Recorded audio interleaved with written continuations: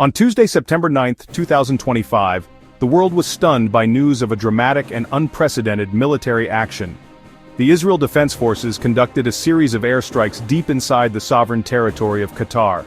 Qatar, long a critical hub for international diplomacy in the Middle East. The target was not a military installation, but a residential area in Doha. In a joint statement, they confirmed the operation. The IDF and Israeli security agency, Shin Bet, they said they executed a precise strike targeting the senior leadership of Hamas, sending a clear message that its reach extends beyond its borders. This historic strike is a major escalation in Israel's conflict with Hamas. Never before has an Israeli military operation been carried out in Qatar. Qatar hosts Hamas's political bureau and also hosts a major U.S. military base. The attack raised urgent questions about international law, national sovereignty, and the future of fragile ceasefire negotiations. Prime Minister Benjamin Netanyahu issued a firm statement.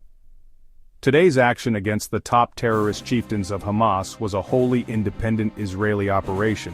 Israel initiated it, Israel conducted it, Israel takes full responsibility. The audacious Israeli operation was given the codename Summit of Fire, a name that evokes the high-level nature of its targets and the fiery destruction it unleashed. According to reports from security sources, the attack was a meticulously planned and executed mission carried out by elite Israel Air Force fighter jets. The operation was not a single, isolated blast but a series of 10 distinct strikes on the intended target. This method suggests an intent to ensure the complete destruction of the location and to maximize the chances of neutralizing the high-value individuals believed to be inside, leaving little room for error or escape from the ensuing chaos. The explosions rocked the upscale Qatar Cultural Village area of Doha, a location known more for its art galleries, theaters, waterfront restaurants than for military conflict. The choice of this specific area underscores the nature of the target. Residential buildings housing Hamas political bureau members.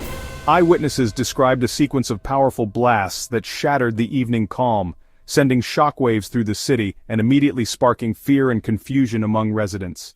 The attack demonstrated Israel's sophisticated intelligence-gathering capabilities and willingness to accept high-stakes risks. The timing appears deliberately chosen to coincide with a Hamas meeting about ceasefire talks. The primary targets of Operation Summit of Fire were identified as some of the most senior figures in Hamas political leadership. Initial reports, citing Trey Yingst, named 2 officials specifically sought by the strikes: Khalil al-Hayya, Zaher Jabaran. Al-Hayya, a public face in ceasefire negotiations; Jabaran, a key financial operative managing international funding. The strike was designed to be a decisive blow. An Israeli senior intelligence official said the entire Hamas A-list was in the building. That implied an intent to wipe out a large portion of senior command. The presence of many high-ranking officials was a rare opportunity. The attack was a calculated gamble to cripple Hamas's operations and negotiating power. Despite 10 separate strikes, early reports suggested the primary targets may have survived. 2 Hamas sources told Reuters the negotiating officials escaped unharmed. That outcome raises questions about the intelligence or execution of the strike. Buildings were hit, but key individuals survived, so the operation failed in its ultimate objective. Casualty status remained unconfirmed in the immediate aftermath. The survival shifted the narrative from successful assassination to dramatic but failed attempt. The reaction from the host nation was swift, unequivocal, and honestly, furious. Qatar's foreign ministry spokesperson Majed al-Ansari issued a powerful condemnation on X, labeling the Israeli action a cowardly Israeli attack. He confirmed that the strikes had targeted residential buildings housing members of the Hamas political bureau and framed the event as a grave offense against his country's sovereignty. United Nations Secretary-General Antonio Guterres voiced his disapproval, describing the strikes as a clear violation of the sovereignty and territorial integrity of Qatar. All parties must work towards achieving a permanent ceasefire, not destroying it, he urged reporters, capturing the frustration felt by many in the international community across the Arab world. A chorus of condemnation erupted. Numerous Arab nations issued statements denouncing the Israeli attack, expressing solidarity with Qatar, warning of the broader consequences for regional stability.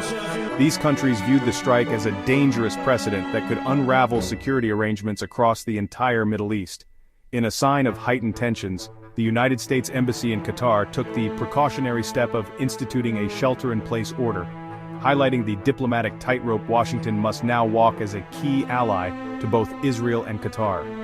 The strike forced nations around the world to reassess their security posture and grapple with an operation that had single-handedly raised the geopolitical temperature of the entire Middle East.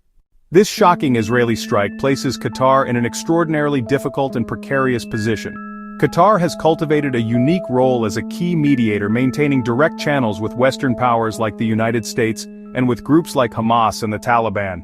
Qatar has long argued hosting Hamas's political office is a necessary evil, allowing it to facilitate crucial negotiations. This attack is a direct challenge to that policy, making Qatar appear vulnerable, undermining its credibility as a neutral arbiter. The international community is now deeply concerned. The attack strikes at the mechanism for de-escalation. Qatar and Egypt have been the central go-between for Israel and Hamas, working to broker a deal to end hostilities. The airstrike on Qatari soil, timed to coincide with a meeting about those talks, could be interpreted as sabotaging the peace process. If mediators become targets, who will build the bridges? The future of any potential ceasefire hangs by a slender thread. The broader implications for regional stability are immense. Israel's operation inside a Gulf Arab nation which hosts a large American presence at Al Udeid Air Base is a high-stakes move with cascading effects. It risks provoking wider conflict and puts other nations on notice. Arab countries may face pressure from their populations to take a harder line against Israel, potentially jeopardizing diplomatic and economic ties. The strike has added a new level of unpredictability to the region.